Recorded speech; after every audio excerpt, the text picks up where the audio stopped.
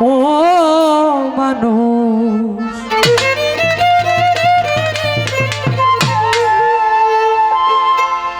প্রেম কি কখনো কাছে ধরে রে?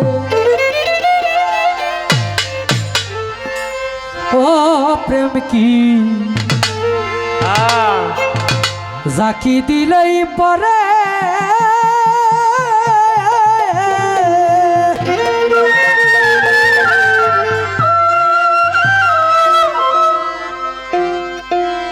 প্রেম করছিলেন ওয়াইস্কুরুনি প্রেম করছিলেন ওয়াইস্কুরুনি না দেইকা নবীজি রে প্রেম কি কবু গাছে ধরে রে প্রেম কি কবু গাছে ধরে রে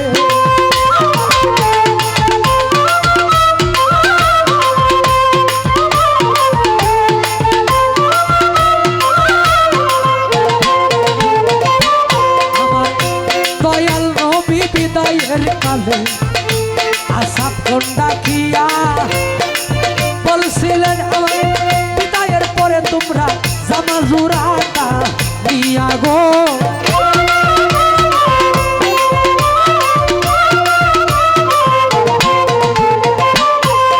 নবী বলে ওয়াইস্কুরুনি নামেই গো পাগলা তোমরা রে জানা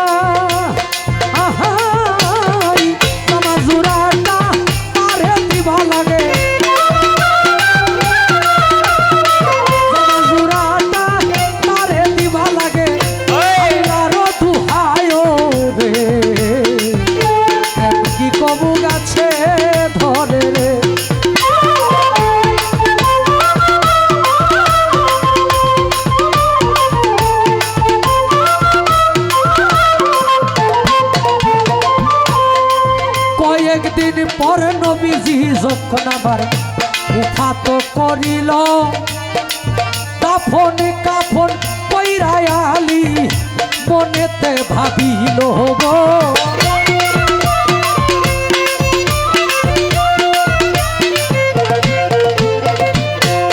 আলী বলে কোন দেশেতে থাকে এই পাগলা গুণের সীমানাই আমি পাইলাম না জামা জোড়া হইয়া আমি পাইলাম না জামা জোড়া হইয়া নবীর জিয়ের জামাই রে কি কবু গাছে ধরে রে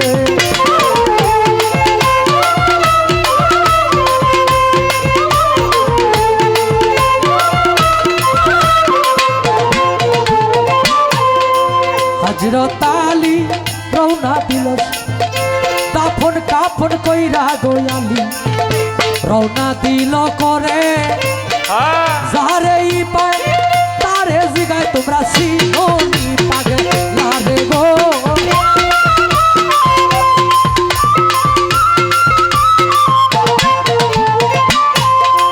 কিছু দূরে গিয়া গোয়ালি কিছু উঠে রাখালে পাইল রাখাল গনে কাছে আলী জিজ্ঞাসা করিল গো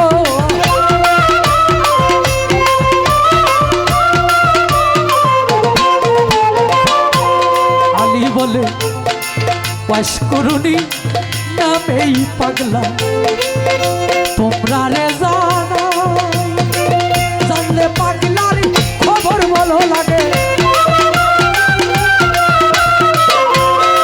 জানলে পাগলার খবর বলো লাগে আল্লাহর তু হয় রে প্রেম কি কবু কাছে ধরে রে প্রেম কি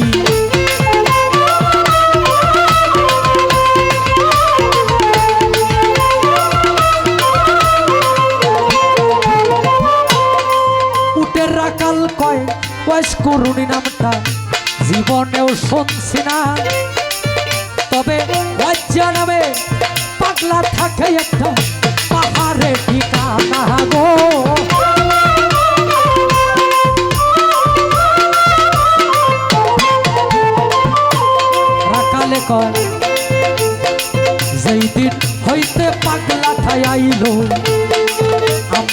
সর্বনাশ পাগলা রে দে কিয়াই আমরা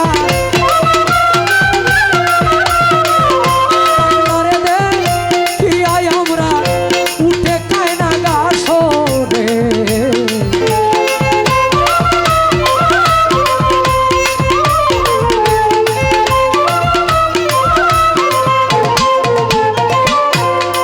হযরত আলী রওনা গো দিল সে পাহাড় ধরিয়া গিয়া দেখে পাগলায় আছে একটা সজিদাই পড়িয়া রে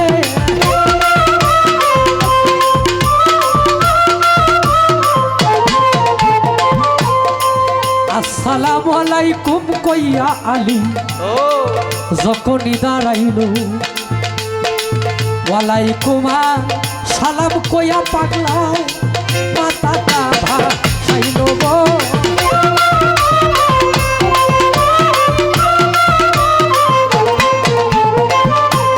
পাগলাই বলে কোন দেশেতে বাড়ি গো তোমার কোন দেশেতে ঘর তাড়াতাড়ি জানলেই বলো আমার নবীজির খবর গো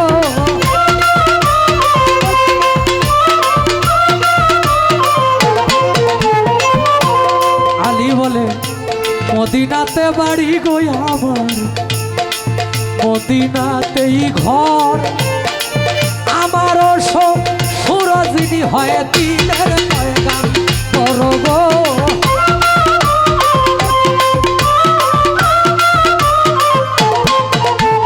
পাগলাই বলে কেমন আছেন আমার দয়াল নবী আমায় যাও বলিয়া আমার পুরা বুকটা শীতল করি তোমার মুখে শুনিয়া রে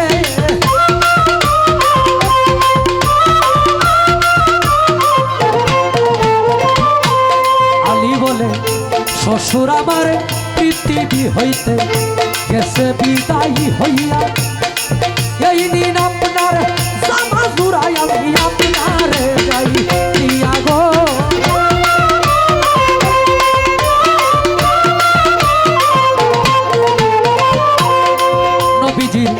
বিদায়ের কথা শুনে পাগলা কাদর মারিল বিরাট জঙ্গলাই গিয়া সজিদাই পড়িল রে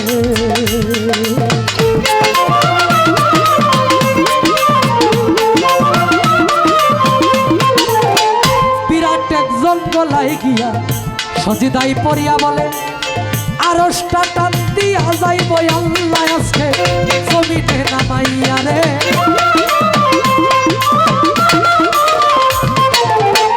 এমন সময় আল্লাহ বলে মাথা ভাসাও ওরে আমার পাগলা বলি বিনয় করে নবীর বদল যাও তুমি যাব তোমায় দিয়ে রে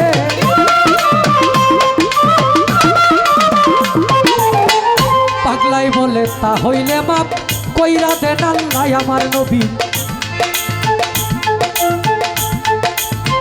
গুনাহ 16 আনা আল্লাহ বলে মাপ করলাম যাও গুনাহ 4 আনা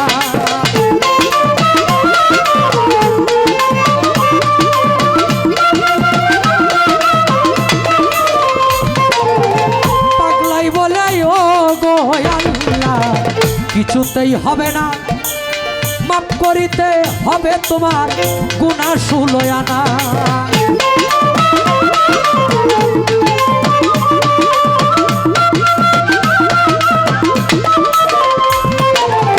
আল্লাহ বলে মাপ কইরা দিলাম রে পাগলা গুনাহ 8 আনা পাগলাই বলে ও গো আল্লাহ মাথা ভাসাইতাম না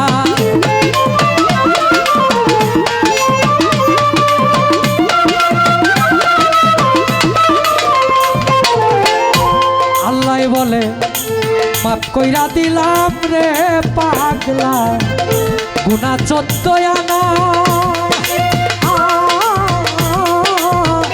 এমন সময় হযরত আলী পাগলার কাছে হয় রুয়ানা রে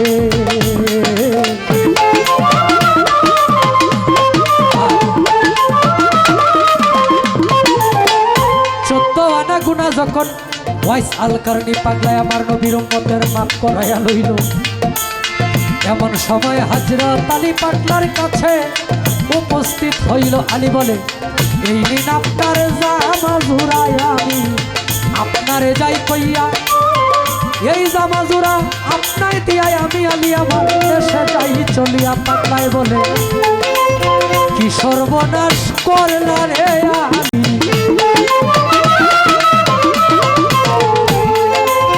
অসময় ডাক দিয়া, একটু পরে ডাক দিলে লইতাম 16 আনা গুনাহ মাফ করাইয়া রে।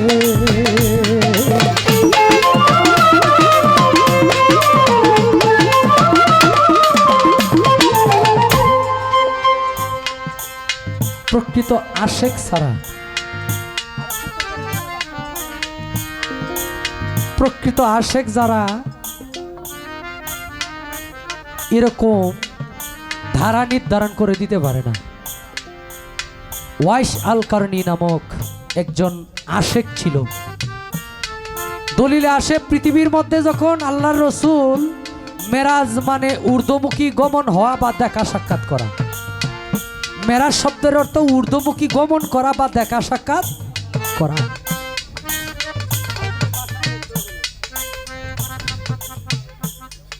এই মেরাজে যখন আমার দয়াল নবী গেলেন, পৃথিবীর সমস্ত কার্যক্রম আল্লাহ বন্ধ রাখছে। দলিল প্রমাণ করে, যেই মায় চুলার মধ্যে আগুন জ্বালাইতে গেছে এইভাবে ধরে রাখছে, মানে বরফে মানুষ জমলে বা জমে গেলে যেরকম হয় আর কি, আটকে যায় না এমনি। যে খেতে হাল শ্বাস করতেছে নাঙ্গল ধরে রাখছে 27 বছর এক রাত্রে। কিন্তু ওয়াইস আল কারণী পাগলা তিনি বন্ধ ছিলেন না। এশকের তীর মেরেছেন আমার দয়াল নবীর বুড়াকে, যা আমি নবীর সাথে দেখা না কইরা আল্লাহর সাথে দেখা করতে চলে গেছে। যারে ভালোবাসা সারা জীবন আমি ঘর সংসার করলাম না। এই মঞ্চে কোনো কথা হবে না বাবা। এই এই এই ভাই, হ্যালো, এই ভাই আমার 5টা মিনিট দেন, আমি একটু গানটা করি ভাই। এই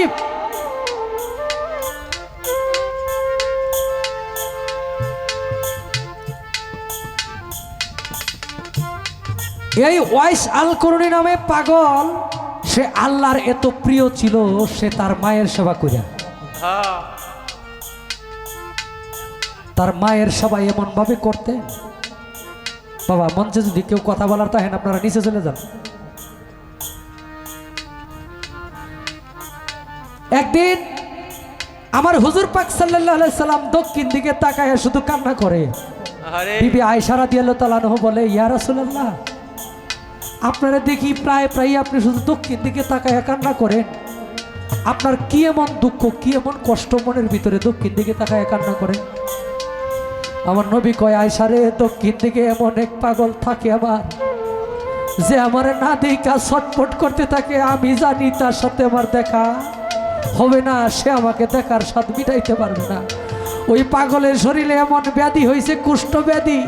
এই পাগলের শরীরের কুষ্ঠ ব্যাধির পচা গন্ধ যখন বাতাসের সাথে মিশা আমি নবীর নাকে আইসা ঘ্রাণটা লাগে, আইসা আমি সহ্য করতে পারি না। আমার আল্লাহ জিব্রাইল হযরত আজরাইল আলাইহিস সালামকে পাঠাইলেন তার মার জান কবজ করার জন্য। কয়, আজরাইল আলাইহিস সালাম আপনি কেন আসছেন? আপনার মার সময় শেষ, আপনার মারে নিয়ে যাইতে হইব, আল্লাহর হুকুম। আল্লাহরে গিয়া কনগা ওয়াজ করুনি, পাগলার মনের স্বাদ মিটে নাই তার মায়ের সেবা করিয়া। মা বাবার সেবা করারও কিন্তু ভাগ্য লাগে, নসিব লাগে। সবাই দিয়ে পৃথিবীর সমস্ত পূজা হয় না। আপনি যদি মা বাবার সেবা না করেন, মায়ের সেবার প্রয়োজন সন্তানের কাছ থেকে, এরপরেও করেন না, তাইলে বুঝলেন আপনার কপালে মায়ের সেবা নসিব নাই। আপনার মতো না ফরমান না দানার এই পৃথিবীর বুকে একজনও নাই। আমি যদি আমার মায়ের সেবা না করি, মায়ের সুখ দুঃখে যদি, মায়ের অসুস্থতায়, মায়ের সব দিক থেকে যদি আমি খেয়াল না রাখি সন্তান হিসাবে, তাহলে আমার মতো পুরা কপালি কাফের এই পৃথিবীতে আর একটাও নাই। বর্তমান যুগে বাবা ফুলাডারে বিয়ে করাইলে 2-3 মাস যায় না, শাশুড়ির সাথে লেগে যায়, আলাদা করে নেই। বাবা এই কাজ কইরেন না, পৃথিবীতে তো আয় উন্নতি করতে পারবেনই না, কাল হাসরের দিনও আপনাকে আল্লাহ ক্ষমা করবে না। তখন বলে তুমি কি আল্লাহরে কও আজ করুনি পাগলার মনের স্বাদ মিটে নাই তার মায়ের সেবা কইরা। আল্লাহ শর্ত দিলেন যে তোমার মা জীবিত থাকবে যতদিন তুমি কাঁধে নিয়ে ঘুরতে পারবা। পাগলায় কয় মাল্লা এটা তুমি শর্ত দিলা, তুমি যদি আমারে কইতা পাগলা তোর বুক সিরা তোর বুকের কলিজার সাথে তোর মারে রাখবি, আমি পাগলা এটা করতেও দিদাবু করতাম না। মায়ের পেট বড় হয়ে যায়। আমি যখন মায়ের গর্ভে ছিলাম, মায়ের লজ্জায় মানুষের সামনে যায় না। আমি যখন পৃথিবীতে আসব, মায়ের প্রসব ব্যথা উঠছে। মা যারা তারা জানে একটা সন্তান পৃথিবীতে আনতে গিয়া কতটুকু কষ্ট তার পোহাইতে হয়েছে। ওই দিন আমি স্বয়ং দেখলাম আমার এক চাচাতো ভাইয়ের বউ, তার পেটে প্রসব ব্যথা উঠে গেছে। আমি গান না থাকলে একলা একলা ঘুরি, তখন আজকে বাজারে আমি আমার বড় গাড়িটা নিয়ে বাজারে ছিলাম। শেষ অনেক খোঁজাখুঁজি করে কোনো অ্যাম্বুলেন্স কোনো গাড়ি পায় নাই। লাস্টে আমার হাতে ধরছে ভাই আমারে বাঁচান, আমার স্ত্রীরে বাঁচান। আমি গেলাম, আমার সাথে আরেকজন বন্ধু থাকে, তারে নিয়ে নিজেই ড্রাইভ করে। পরে যখন গাড়িতে সে উঠলো, তার চিৎকার এরকম বিকট, তার কষ্ট, আমি পরে চিন্তা করলাম আমিও তো এইভাবে কষ্ট দিয়ে আমার মার গর্ভে থেকে পৃথিবীতে দাবি ছুড়াইতেছে, কই যদি আমি বাচ্চা না থাকি আমার বাকি 2টা সন্তানরে দেখে এভাবে বলে আমি মনে হয় বাঁচবো না, আমার সময় এখানেই শেষ। একটা মানুষ কতটুকু কষ্ট পাইলে, হাদিসে আসছে মায় যখন সন্তান প্রসব করতে গিয়ে যে কষ্ট পায়, পৃথিবীর সব আযাব আমার মতো পুরুষের উপরে দিলে তার সমতুল্য হয় না। পাশের ঘরের মানুষ শুনবো দেখে মায় এই যে শাড়ির আসল মুখের ভিতরে দিয়া কান্দে লজ্জায়, যে আমি যে সন্তান প্রসব করতে যাই, আমার পাশের ঘরের মানুষটা শুনে তো আমার পরে লজ্জা দেয় কিনা, আমার চিৎকার যদি কেউ শুনে আমি সন্তান প্রসব করতে গিয়ে কাঁদতেছি। মায়ে ভালো কিছু খাইতে পারে না, স্বাদ যাক যে মনের মধ্যে এত সুন্দর করে তরকারি সামনে ভাত আমি খামু, কিন্তু মা মুখে 2 লঙ্কা দিতে আমি পেটে থেকে মায়ের খাইতে দেয় নাই, বমি করে মায়ে ফেলাই দিছে। এই মায়ের সেবা করবেন না বাবা কারে?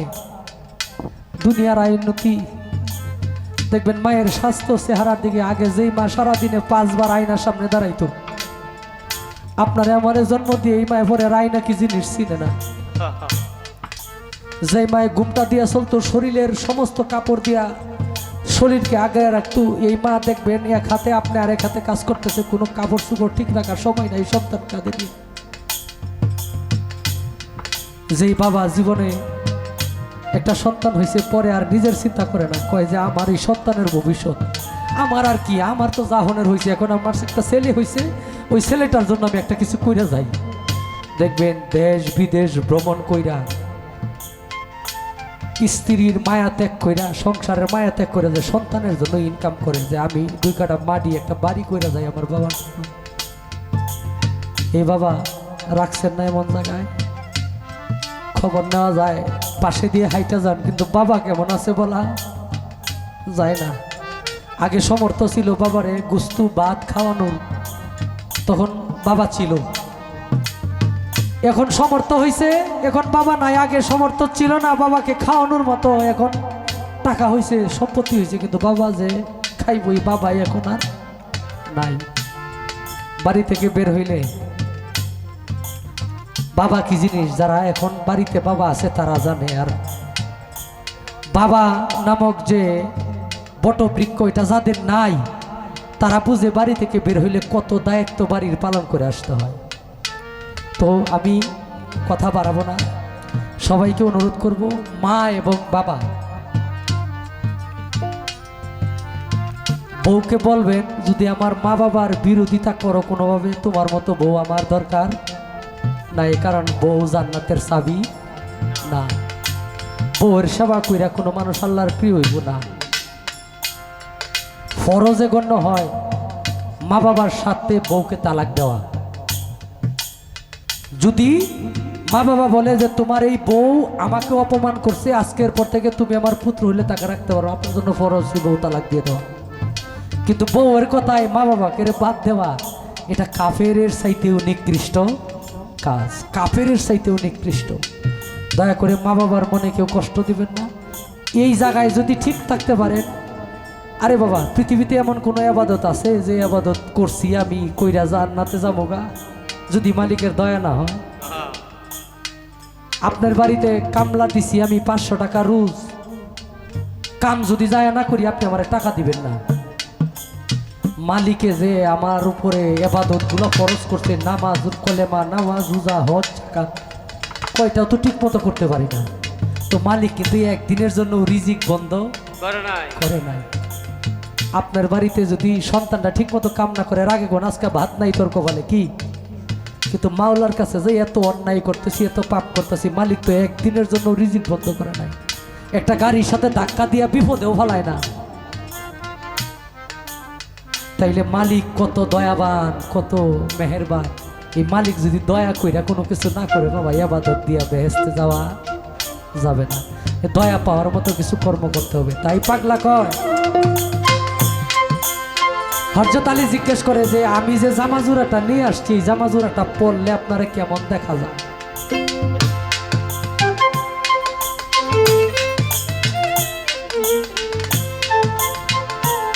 এই বয়সে মুখের দন্তগুলা পড়িয়া গেল, আমি আলী তার বিষয়টা বুঝলাম না। পাগলাই বিবরণ দেয়, যেই নবীরে না বানাইলে আমার আল্লাহ এই দুনিয়াই বানাইতো না, যেই নবীরে না বানাইলে গো আমার আল্লাহ তুমি আলিও হইতা না।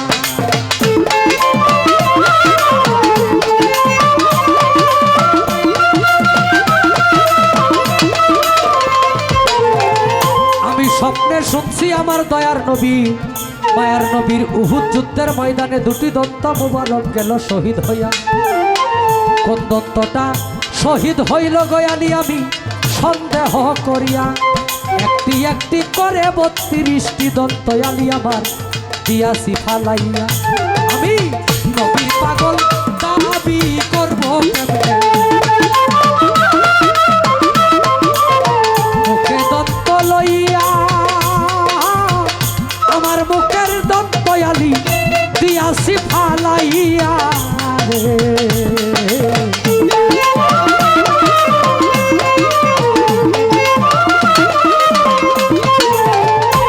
তাই বলছে পাগল পাগল সবাই দাবি করি, এই দুনিয়ায় পাগল আছি অনেকজন। আমি টাকার পাগল, ধনের পাগল, গাড়ির পাগল, বাড়ির পাগল, নারীর পাগল। আসল প্রেমে এই জগতে বসেছি কয়জন গো,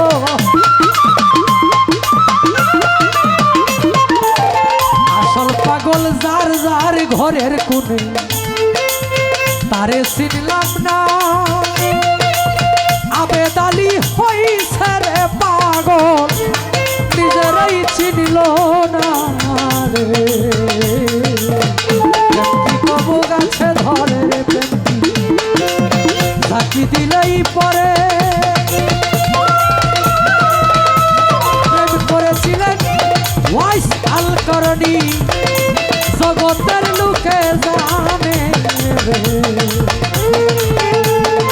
প্রেম কি কখনো